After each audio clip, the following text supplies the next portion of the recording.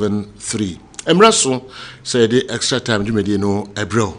Yemere kakra bitimi dia bremo nwumre ifisa abri kopim se nonum ebebo na fi ya peja emu Tony Montana e de amano ne nsem kakra ebebre na fi kwa Mickey enso e de akade nyina no aye afisem Montana emre no ko Meda City award winner ntie bonitew. Okay. Ya ha nsema ekoso onkofo close Juventus enra omo etwa Inter na kwasham ka ba kwa Inter entimi antene no ana former Juventus midfielder Claudio Marquisio wa comment about the game as Inter for no e dey share goaler build up Juventus ko share ye e ma ball no ebo Adrian Rabiot nsa no na Marquisio se there bi enra na Inter na mo de mo no na e form omonjintum na omunya somode share VAR any referees are and no more officiating game. No referees no imagine say a contract course between the center referee and the VAR team no umbo publish it no be take aside course so because VAR team who is a bonable Eddie Rabiot nsano and no ma born e koton because build up no e check cra e bo Rabiot nsano e che na nye serious offense be also referees no etimi ehweso na omode salagoni sa publication enche omo enso ebetimi aye se Napoli na mkwan so a omo ekoje Italian Serie A no Scudetto no dey see omo na so na the mayor of the city of Naples Papa Din Ede Manfredi also besre se celebration no cost ni kwan se Napoli fans no omo SS monumental one Napoli chrome ho on se celebration e bro so a na omo vandalizing mo se sade ne koso a entimi emwa Henry Classico course no Super Frankie ni onko praye into Netherlands game omo airbo hewo Euro 2024 qualifiers no we pull out games ebe course no ono enso entimi embo enra Ronald Araujo Barca omo defender no share no ho Madrid take leader from behind Barca be share 2-1 no ono so epra na a 2 weeks and betting for be back na a Copa del Rey Clasico Madrid ebe sanso atwa Barca enra Barca omo ko dressing no celebrating ho Who a peer American fans while Bamiyan. Chelsea Kronya Bimbo or the former team Barca ho a career classical course celebrations a course or dressing room so Bamiyan when you one free man on also Eden who edge England gamer or airborne Wabra Euro 2024 qualifiers in air 12 Marcus Rashford, Mason Mount, and Nick Pope. 3 players are pull out because of injury. To feature and for England against Italy and then against Ukraine. Chelsea any head of grandsmen Papa or her at CSA pitch during before and after games why Juma for 30 years Todd Bowley a buy Papa no and Juma day at all. Now Chelsea and Chemundientia 2 parties in a party ways. Now Papa no na assistant in any bar. The ban so Juma for 10 years. Chelsea no mumienu atom kwanta enso atimi apai Tottenham Hotspur eka actually biaso open hurricane before some people say amane ne send just otua 100 million pounds no any upfront payment also to me na dia cannot me etua in installment they try to Liverpool so ye omo ko say omo epe Jude Bellingham na ohwe ebu Dortmund ebo na ohwe ahweka Madrid ni Chelsea di efe na Chelsea so abawram nemum Liverpool ti asese be den say Jude Bellingham no must betima kan nti omo pull out because player asane born Liverpool for Eden Godfather Adaroma yemfa ko close some fancy Tony Montana yemfancy na kwa Mickey eba be transfer na fe local stories akari nyina or the abre and then munyina munim ye dodo na no eba midfield action program no eso na emom ye besa di bibre enso aba obetrasia ene ana coach Chris Houghton penifo edanedi it was sementia more SMP na papa ede ato edwa minim se local stories no kakra ebeka ho matches mienu enso ekoso metre GPL matches mienu enso ekoso ehunzu aso no nyina no kwa make latest no o de hunsem brain ansana abidafo aba betranse na ya hwedo so ede back in Faisal any bibi any goal stars match no second half no ashase bia ntimi for ball and two no nyonko atenem 47 minutes na omo abo Legon Cities omo ne Aduana Stars omo so abo 48 minutes Legon Cities LED Aduana Stars by 1 goal to nothing. Your commercials ka krebi aba na local stories na kiri nyina no ya ka ho abrem. Yen chekra. Now let me fake it. It's my turn and I'm taking everything without shaking. Yo, here with the making happen.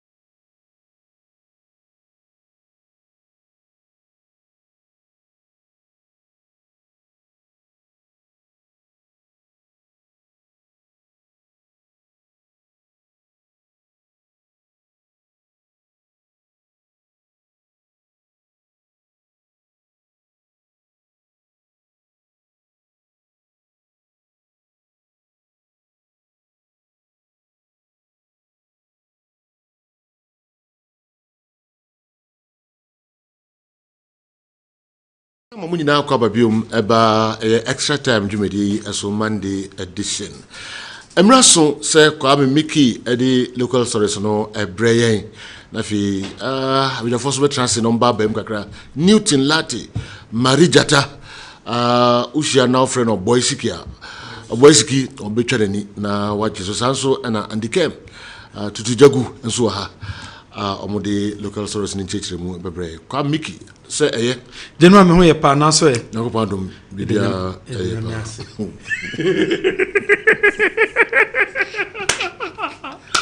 the only general okay the local stories in the family kakra now also space doctor ma o here say roman fodi e bi no roman fodi so when you mo tu na me to this is a route me e hu bibia kama hu bibia clear e fatao pa it's yonko what you know me for local stories in my Free Ghana Football Association what ma say obeka GA phenom and then SG Mall omon valley the new coach of the senior national team the Black Stars of Ghana coach Chris Hilton na Chris Hilton abra ne contract onsam enso ebeto dwano dia Henry Santuchum one the director of communications at the Ghana Football Association ochechemu de my contract no sedie esitie. And on my immediate left is the new coach of the Black Stars, Mr. Chris Hilton. We also have here present Vice Chairman of the Black Stars Management Committee and then also a member of the Management Committee, Alaji Karim Guruza. So you're welcome.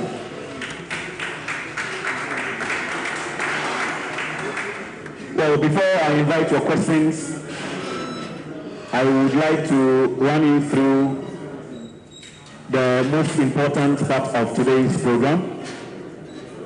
So, through the Ghana Football Association, or in conjunction with the Ministry of Youth and Sports, Mr. Chris Hilton will be the next coach of the Black Stars from now until December 31, 2024. Mr. Chris Hilton will be the next coach of the Black Stars from now until December 2024.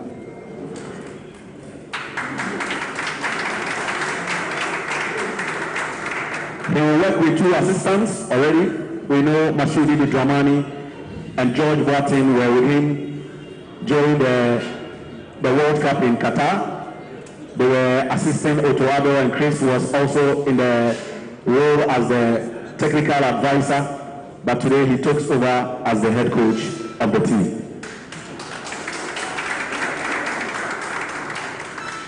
Now, for the first time, the head coach and his 2 assistants will have their contracts running concurrently. What it means is that the contract that Mr. Chris Hilton has signed, his 2 assistants have both signed the same contract, which will run until December 31, 2024.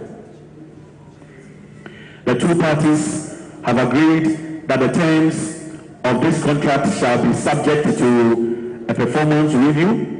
Obviously, we know we are on a good course, so once we come to the end of the contract in December 2024, we will review the performance and hopefully renew.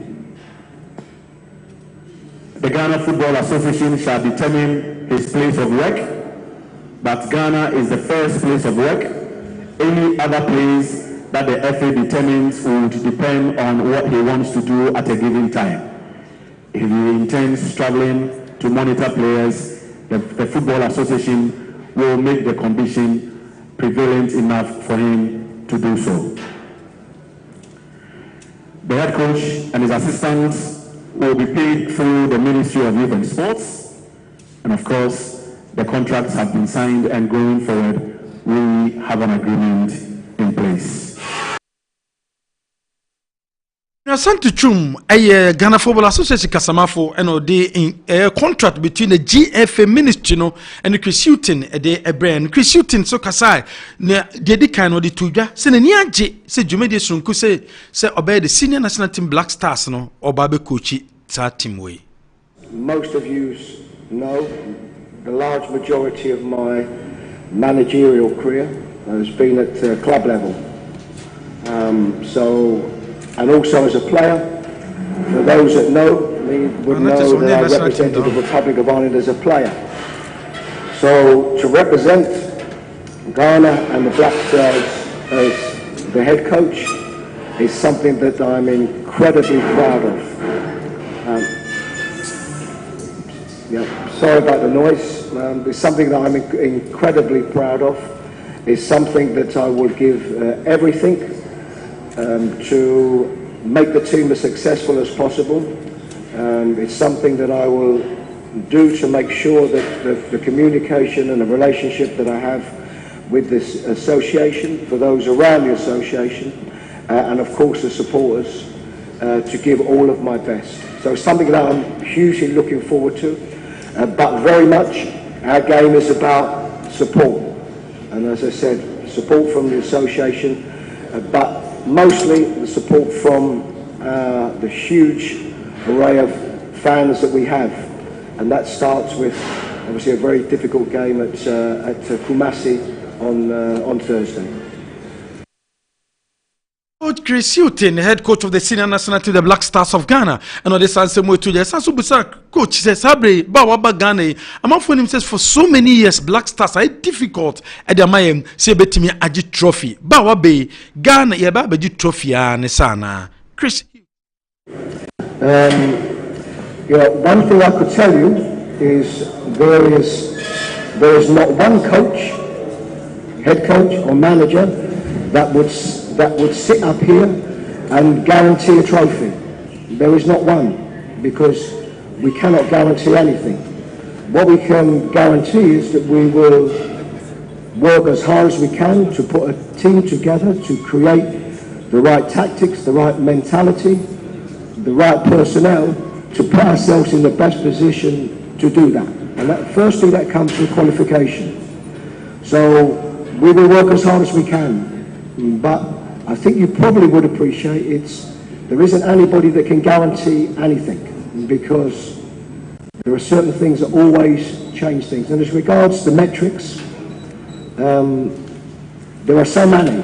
You've spoke about 5. There isn't 5. There is a thought process. There is a thought process that goes into every squad. And sometimes that thought process gets thrown out the window when you have 3 or 4 players that are injured and you have to adjust.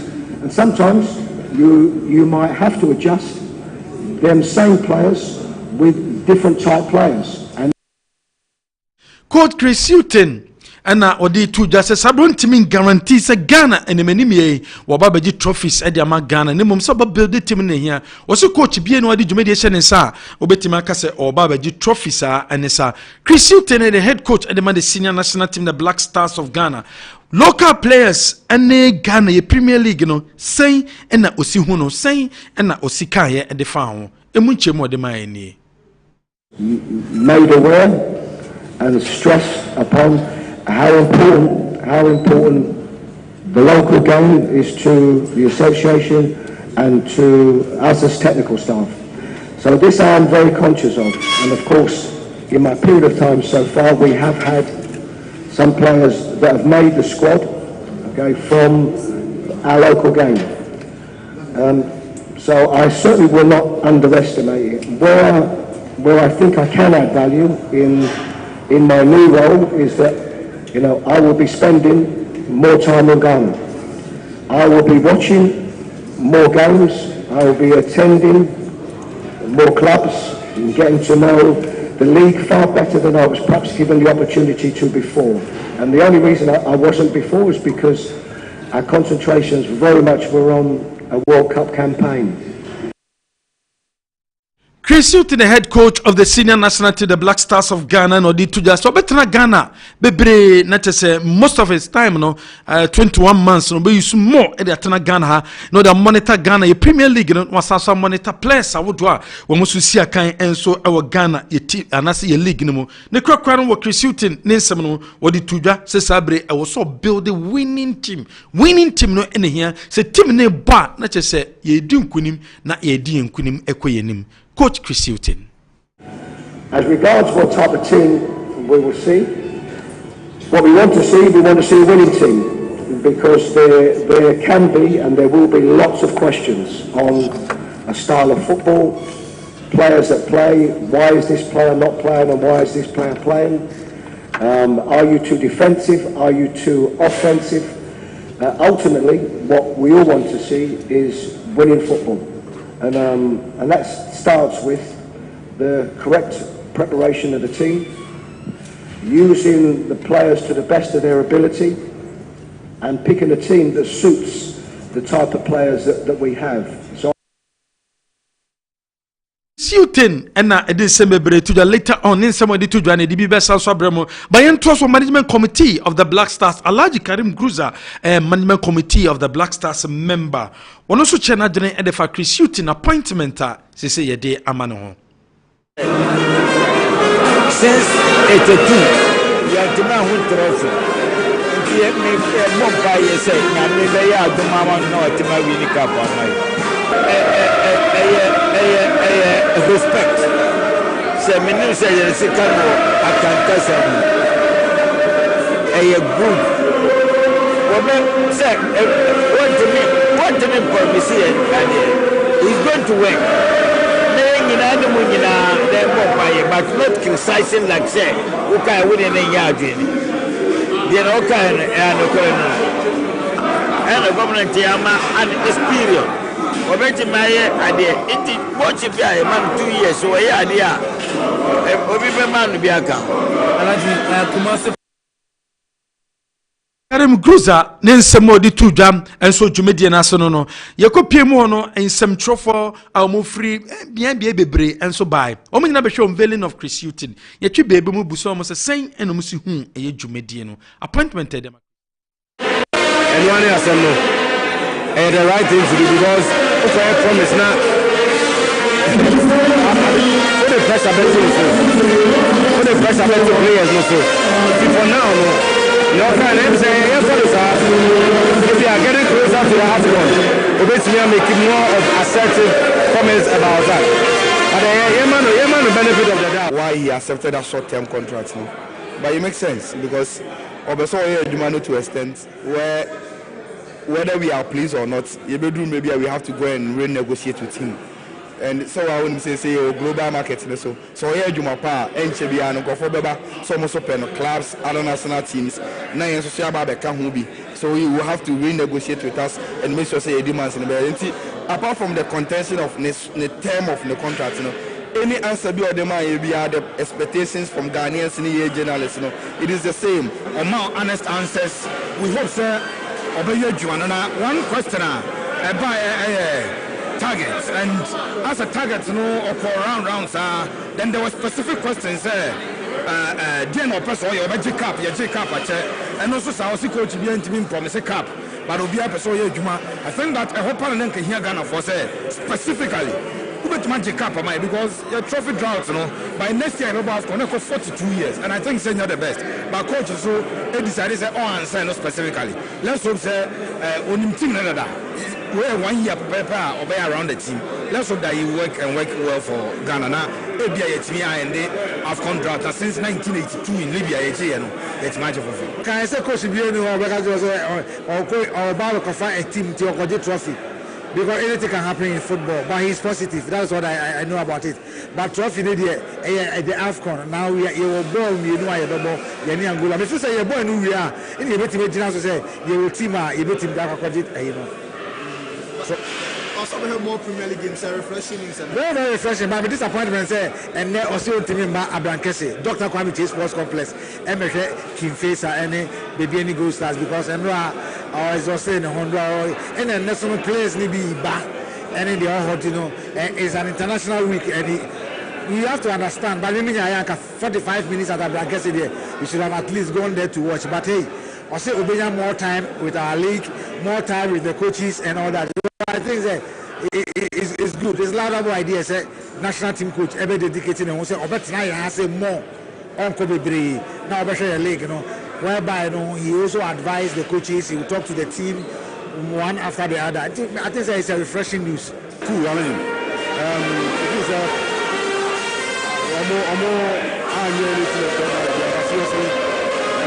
Chris, and I expected not from me. The events now this stage, we not sure very important. Challenge now, that's all you might.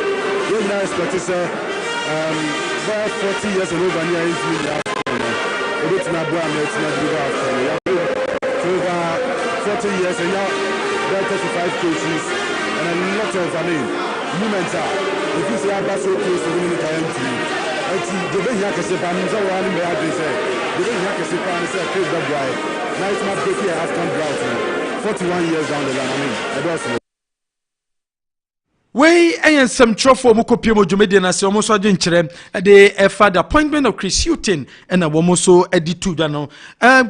Chris Hutton appointment to the Senators and the first game is against Angola Thursday and a Ghana Black Stars and Angola Bebo. Henry Santu Chumia Kasama for the Mother Ghana Football Association Busan says a program from a ne Ekodu Thursday no at the same. Run by you what has been put in place as regards the teams, arrival and our schedule in Kumasi. Hopefully the team will arrive tomorrow afternoon around 1 p.m. Alright? We will have our first training in Kumasi at the Babara Sports Stadium in the afternoon after lunch, and then the official training before the match, which is normally called match day -1, will take place on Wednesday, and then the game is at 4 p.m. on Thursday. Coach Chris Hutton will speak to the press in a pre-match press conference on Wednesday, so we will communicate the time. As usual, the venue will be at the environment, so we will communicate the time tomorrow so that you can be fully aware of that. So we are grateful for your time. Once again, thanks for your company. Mkasamafo Edema de Ghana Football Association nense modia to the yentoso Ghana Premier League 2 outstanding games no make us say course of fedi kan no abanewie our Dr. Kwame Chase Sports Complex came face ane baby any Gold Stars after the first half no be ntimi fa ball Antonio Quantenem so na Legon Cities womini Diana Stars and airball after the 7th minute of fedi kan na and Michelle Otu oto atanano edema Legon Cities leading by a lone goal and so ewo eye in crying Abraham Legon Cities and so ne Diana Stars wɔn so akensi no enso ɛba so de nende Hasselhoff kaso yɛ de nature Hasselhoff National Chapters Committee wɔn de statement about bonten wɔn se sabere wɔn da supporters ni nyinaa se our contribution any impo operation on launch here say supporters no over 10,000 supporters no woman timi embra cross posted no woman say sa operation on launch omen timi anya mo target no say 10,000 supporters no omen nyina timi buy nemum omen nya supporters so far woman buy no woman next game against Kerala ne de woman giri say e target no woman timi arechi enso e de amomo coach anomoka and odi to jam and over the weekend no match obo against Koroko and said Ankoye and Famano, but or said the Jumedi edition in Sano, target on the man say first to fit position there. Oh, league table so mudi was a target no still or GDA say Samates ebitimia achieve. Your plans ni say and I am my target say at the end of the season Samates should be between the first 5 teams on the table. And that's still our target. We've not changed. We still remain focused. A coach, Edema Samates or the Atujam. Ya Toso Kumasi Asante Koroko National Circles Council no Womoso a launch agenda. Woman agenda nature say agenda 25%. Agenda 25%. Ewo Kumasi Babaya Sports Stadium Sunday 25th of March 6 p.m. and a Kotokoni Midiema Akensi no Enso Ebaso. Womosi Sheni Nanche say Babaya Sports Stadium na efa nipa 40,000 no emu 25% there. Ewo say etimi eyema na Kotoko supporters no etimi ba ebeta team nechi abromede Mediama Sporting Club akensi ne baso shene so say a Sunday 26th of March and akotoko enso so akensi no ebaso a National Circles Council no womo launch sa agenda say 25% of supporters no also womu timi ba no beta team nechi ewo Kumasi Babaya Stadium jenwa yemfa insia it is oka 25% of 40,000 yeah na je nipa be say na omo ehwe ni mu be 25% of 40,000. Yeah. So could supporters in the back. Oh no. I mean, me mathematics maminka. Okay, we 50% as I said. Oh, say 20,000. Missing me 50 item to still nominate for 40,000. Then I also 25%. 25% just 10,000. Newton yeah that's because Newton yeah me as omo yet because almost there kwame me two quick messages for you nafi Newton Latte and Andy Kem omo entrance Bako I'm someone near Geospairs no but Mickey's spectacle is big but his head makes it look very small on him. Not just ordinary person we are so but okay we say Joe, this is better. At least it takes the focus away from the head. Tell me to always wear these spectacles or say the free kranza and aba we eka that message just say I don't know about translation. Do we know DJ Okwana? Yami aduma. Menuwesia. The Kessben television now ni kusua ushe live and so ewo DSTV channel 364 Go TV channel 173. Yadi nchechemu no ba selem di guide two dano and came ewa hasanso and a Newton Latte Marijata and so ewa. Sir Obia Hoye. Okay. Minsa Simfree. Okay. Why Cradona? Yeah, General. Okay, and sure. And then a big day at the Magana football. Okay. Very, very big day. Obia is so much excited. Nam who be says what say your new coach. Now they never be Kumasi a football home of Ghana. Yeah, usually I and crying. Ubecha coin wako tete ho up at the Ekobate Nedia General is here nice. So a very, very huge day. Okay, qualification in Bekono. Near about so many games, but I do Nigeria and Penny felt say no. Say the Kumasi dia you wait me a common. Okay. And by virtue of the results we had here, you draw Bujana Niama easier. And a general kakra, kata, Niama Timiantama Yasabaye. It's a new dawn for everyone. Chris Hilton, Ninchi, Nim dear, baby or tuna namo, aquaco drew our football mu. Bibia said we need somebody out here hugely charismatic. Obi ora dressing room players ebetimi ajetum say ampa coach na ebayi. That is not to say previously coaches enyom no na omo ni character, but general, you know, we've gone drought for a long time and say yes say any man for na wan you obi obetimi ahihye ni yie pa wan hu abehye you so say ahwegu asa na asa ahihye for. Now let's talk about something. Many people agitation or frustration is centered on the number of years a demand. 2 years per year or the other day, and a man 3, yaman 4, I'm an inyahoto so being yajuman and famaye. Yamo to other sope, or to other pokrani, your confidence man, on yajumano, and a seek a mokrana, yeah, for in your bremo, not crazy there, and then a general economy 2 years. What we also need to understand and say football is a job of diversity. On one case, I can one say general, a bad national team footballer, only who him die bebresa. Na ne ball boy nim Chris Gerard William he would in no a club football, and club football is also England was Newcastle, one nam Brighton and Hove Albion, Nottingham Forest, one nam Tottenham Hotspur. These are all class, but all the back national team football there, you know, yeah, different too. The Pep Guardiola national team football is different. The Jose Mourinho club football the national team manual is different. Ahano obi tu bottom sika no de amawo na akọ market no aka se me per set me per Ike me pato bra omomra ba national team de krona nkasa true omo football culture a produce no uni say so ba koto bia ba general and one is so use back in 2003 now our assistant manager Edema Brian Kerr about 33 games as assistant manager for Ireland national team. Okay. That duration has ever been the only time when national team are 33 games per as an assistant manager. 2003. Look at how football has grown. The revolution are taking place. And then Madagascar so Ghana mu no mayire. Comoros no mayire. General, to which extent can we have confidence in Chris Hilton so he understands African football?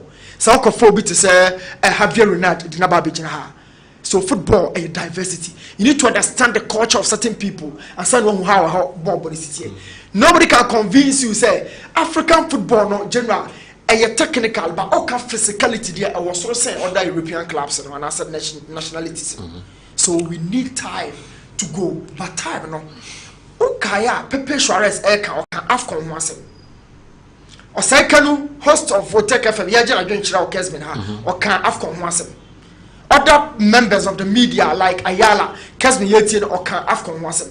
We are the media, you cry Afcon general. Now I'm more to fear more say Ghana as a football nation, Ghana as a football nation, a bay and the crew ever crewma. 42 years. General Nipadrosen and your womb. Many of the camp here is set to come you who say Ghana a kukuru traffic cost road down. Yeah. But she how many generations now? But this is a new dawn. I the kino, Esha Chris and some say, Chris, you place a PPD or my dear fire call. Chris, one shabo answers to say, magic crew because I see no coach, and bet me a guarantee a trophy before we fed you man. No mum, obet me a guarantee a very, very good, formidable team, and a winnable. I feel say positive. Positive general. Yeah, she and Nina Botrain Famano. Now, also be deep break a crowd, Kruma, I share your football, now full. You have confidence and trust. So, but room have more. Yes, more. Pa, general, pa. Now, on say, yeah, no, Sikano, what the tax cry you buy a Kasaya, Kasa taxpayers' money. General, you're the man that now share no, not England. Now, you're local manager, now a foreign manager. Now I have Van Grant and now Coach Kosiapia. These are the issues, but also a better club have more to have the feel of the domestic game. Yeah, I think I agree with Chris. Yeah, local boys, no more ball or Ghana. There's hope. So Pija, there's a hope, Keke. So Pijo. Yes, General. But Pejano Sunuyana Pejan Peja. If you say a knee babber, pa, a knee babber, say Pejami, General. It was after World Cup. More prayers and local boys, no P.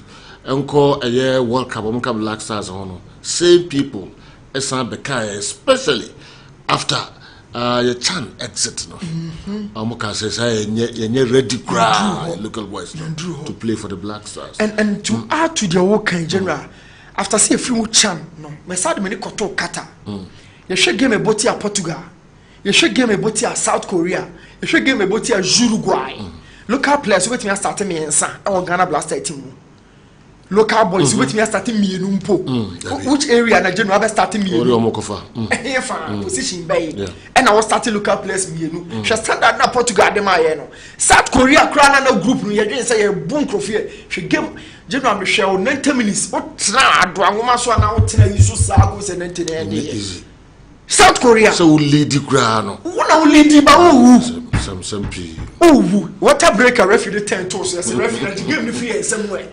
So area Ben a bit confidence. So local player, what dear any amatemo 4 and 5. Local player, the patemo 6 and 8. Can we have that confidence? Okay. Enti Nambwa Thursday 4 p.m. in a Black Stars in Angola. Na ama for benya kwan ahwe fili your boys na MC TV zungwani wo obi ti se Sali Sunum Tariq Lamtino yes Ransford your boy no yeah and omunyina no so ye show mani at the end of the day Salisu kra me penahwe say chire ha no nyine ye okay but my hene sit down to Chelsea sit down to United sit down to City say me hu Salisu ojibo na nipa na say me hu dey physically say me hwe no Ransford the ball speed or the ball Bundesliga but say me dey mani hu say TV no na set no mani tum Ricardo do and akọ America no mutu say no so me hwe no. Okay, after World Cup, yes. First time against an African side after World Cup. Angola, a big game. Sure, big game by all standards. Big game. Na almost no kasapi. Inti enye game kitu akra. Mami kwa ndi game ho. Sure. Na mesa apabi msemreno ebema. Tutujagu. You know. I mean you. Well, it's refreshing to have a new coach after the World Cup. And Yemankoye and I was saying, for me, if you look at the position of Chris Hilton, I was trying from the modest expectations, or lower expectations, you know. For me, that should have been the communication tool. It shouldn't have come from the coach itself. I was saying, people are talking about 40 years, 41 plus. We were last in the group in the last AFCON. World Cup na Ankoyi inti. Baby ejina sisi and yenyina. So for me, we need to lower our expectations. Your next tournament and how I reconstruct the Black Stars of Ghana. But coach Danka said your Jumanaye. For him to say any coach behind the beating I guarantee you trophies, I disagree. But the fact of them coach Biani ho. Wasn't your coach Biani ho? And I can say your coach Biana. No coach. I disagree. They guarantee you trophies, because the trophy aba. And I disagree. But your coaches be all 4 months trophy in our form. Yes, unimo, onu mean no can say. Coaches be about mama where said are coming to win. Trophy be we they say any but what I will agree to him they say you need good standing and I will say accept stadium and say Ghana no first no nyende your performance number fem you be here break a clan they are prepare we may need a winnable side. We've gone to the level of struggling against Comoros. We've gone to the level of struggling against Central African Republic. A chelsea we be a one your fem into a be here a collective side, a cohesive side. No matter me build on I winning games at the level of confidence, the vibe, the bars naba not going for near to me they are prepared ground so. And for me, I want to make Chris Hilton a say a honey baby will see in a you can talk about winning the AFCON. Maybe you're disappointed in the 2 years because I think say your national team no say a fat coach a baby a didn't know man a long term. But a lot of people also feel say we are Ghana, we've won 4 AFCON, your tournament we should be part of the favorite. I'm not part of those people. But I am share the creating and so a bit in the amaye. I like the goose I say a mumpire man, empire be in Yawaha, ye man a Juma, ye bit Yaneka, Ghana for the support man. He must work to end the support again. And near my cost where a blaster anymore, Emma resource no. A month for Cassan sem natche. In Tinia called the EPL, Nima Quaco faculty the Naba. manipulations so informed don't play ba blaster yem pick the right selection for games, yem pick the right selection during call-ups. You what issues when it comes to tactics in games. A one was security in a no yeah humanity my I was so building a win some side that will be fearful. I'll be more say this is Ghana. We need my Christian team I build no because you compare coaches said you know you don't want and saying na also check on my list to coach in the Premier League, you know, it's not just a mere achievement. Until one day baby with time the man will be able to build a very good side that will be fearful. I'm betting me a share any team. Say Egypt share, I'm say we have a good standing team. Morocco share, I'm say we have a good standing team. Cameroon Asia, I'm say we have a good standing team that will be able to compete with the top teams in Africa. And empire team solve a situation because we've been praying from 1982. Ebesine coach bi a yafani bi a bompa ya anko sewe. Right decisions, key decisions, tough decisions. Those are the things a betimi aboa amagana fem na ayeda no ye peda na yetimi aba. And it is the reason why Yakwakofa Christian Aba. Do you know I'm welcome on? I wish him well and I hope say obey distant from other coaches. No me who be say having the opportunity to coach in the Premier League is not just fluke, but he's up there and obey me I draw a perfect plan. Wakasa obey build a certain style. Ghana any style I able build. You're born I am and patapa.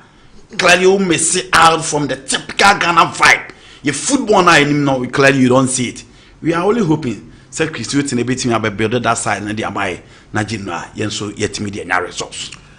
A 21-month contract for Chris Hughton and his assistant. Great deal. Let's hope for the best. Sikapa Methodist Hospital Abraso and Emayensa I can't wait. Good evening, boss. Going to the stadium to watch Kumasi Asante Kotoko's match is not a big problem. But the big problem is how the team will play good games. Attractive football always attract fans to watch matches. Aduchumwa, Adkus Medical Supplies, Bantama Kumasi, and Adiwe Ebreye. I love the part where Tony Montana interviewed sports journalists at the conference of Chris Hughton's unveiling. We had unbiased views, and I think today was very memorable. Our new Black Stars coach was very conscious by not committing himself with any specific target. Boss, let's support him because his appointment was consciously done. Also, the supporters of Hatofuk and Kumasi Asante Kotoko are doing what they should have been doing long ago. Getting fans to the stadium is one of their duties. Hatofuk got appreciable numbers yesterday, and Kumasi Asante Kotoko's agenda is very good. Didi, Akuma and Senior High School, the way aba. Yenche hono kakra and sana yaba betwa other stories no, and so sisi emenyantie say Legon Cities as a second goal at your Aduana Stars. Legon Cities 2, Aduana Stars 0. Hatofuk in some of the two Biano Mabe Dasi Papa Ken Faisal and so Omani Bibiani Gold Stars game no Pamjo Ubia and far ball and to the Nyonko at them 0-0.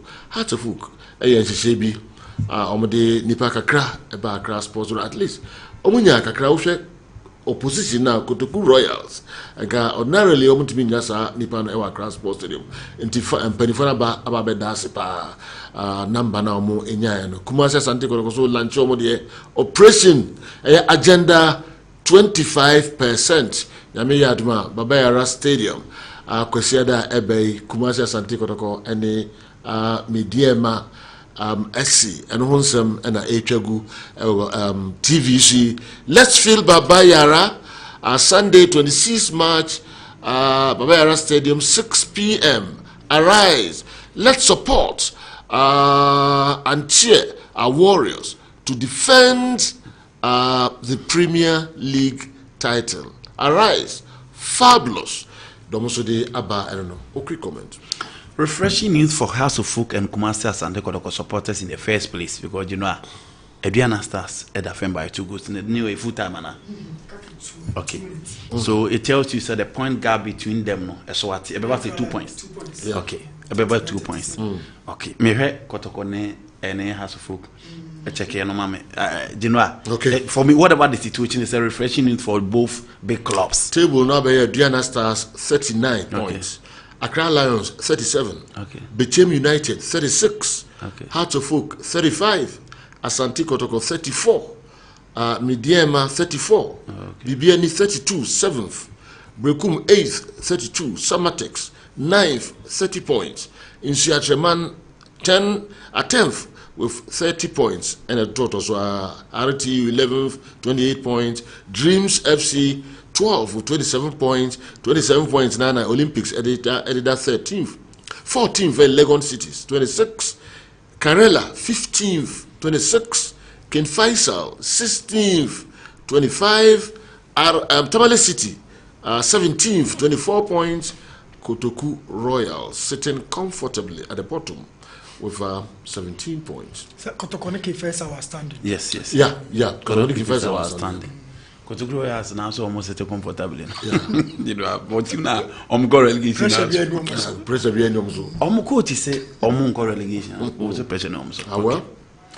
You know, inti so we Kotoko supporter team na matchmu no omo de ahwefem there. There's no good news than this one. Again, the circle's leadership now accepted responsibility into the back and forth discussion, the back and forth banter, the unnecessary rivalry and more behind between them and the FA now the back and forth. No, and penning for to say the FA can come and go, but Kotoko reigns supreme. Kotoko impuntu is very, very important. Born in your fair. Standard of quality players no in Isro in Tiaman format. And it is good say Kotoko supporters na dia to say they need to start from somewhere. Ma dia to say money media man there. Supporters na motive no also your ultras and kotena Facebook and kotena Twitter. Those things are unnecessary. Go to stadium, pay something, contribute something to Kotoko. Na omunsu intimi mfamo team na brother. The last time ya beka say 2 months na muntu ya players ka Emma, you know, players 15 and penny 40 meter or mocha. Things are not well, sicken you, but supporters now are the and penny for now, dear say, almost so I yes, certain initiative. So supporters then some bra, no more to be bigger crack, no more family team, no bra. For me, it's a good step in as much as said, them penny phone should try and revive the circles. That's why I can't, I shall say,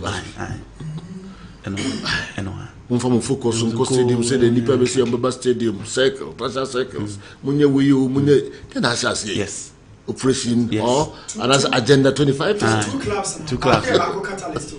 The moment I shall say, oh, almost over in that for. One said, a shall say, coach, we inco Zebu Beko or Beko and has Copa Mobidian. And as I say, has for Chassis, a stadium, and Tokolina by F4, a way for media. So many to say any media view, any FA view there be. And to supporters no more Crawford, that dam. Now they have accepted responsibility. House of Folk, so game in at least there was an improvement in terms of turnout. So what shall previous games seminar to compare there?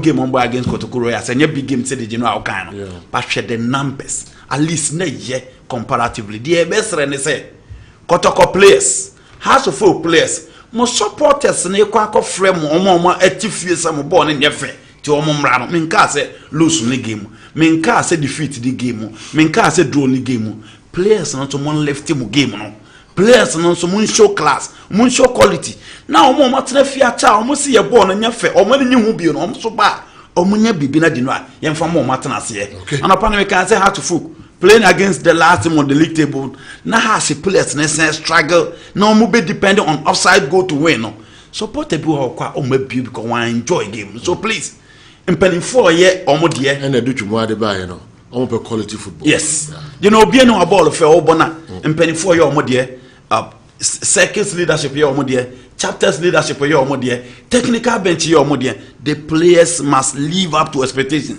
and I can still say obeying time. Actually, local game. Make sure you live up to expectation. My born in here, money who's in your life, and now they bobra. And near me also yet to improve your performance. No, and also all the local players, you know, or more head the echo.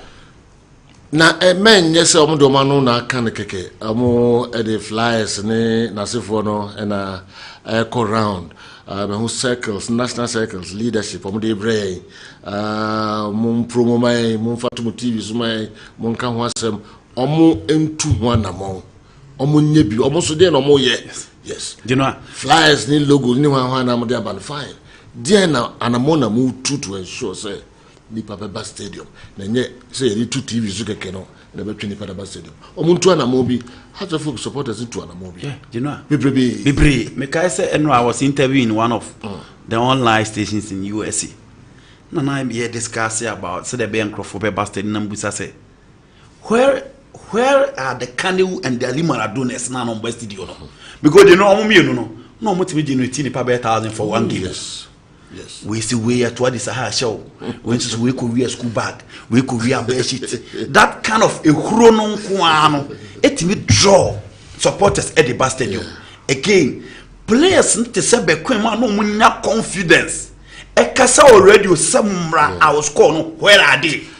And pennyfo no mu that team no munya confidence come on radio. E catch on supporters and me semumra etina e be se no where are they? Has a phone on the bus CC joint. So we are hoping that cycles for no Abreponie, Tafunie, Anagaja Anshinie, Santasinie. Sentinam Care Santasi, into the BC Santasa be quite from drum before. Would be see a tone so a few years if we are on before. Mamu man yes social media on because Madame for Yakubuna or what magazine on call hada. Inti so the oko yes social media and social media phones on my pack. Some of them. You know, a lot of them. Well, okay. Okay. Some of them. Especially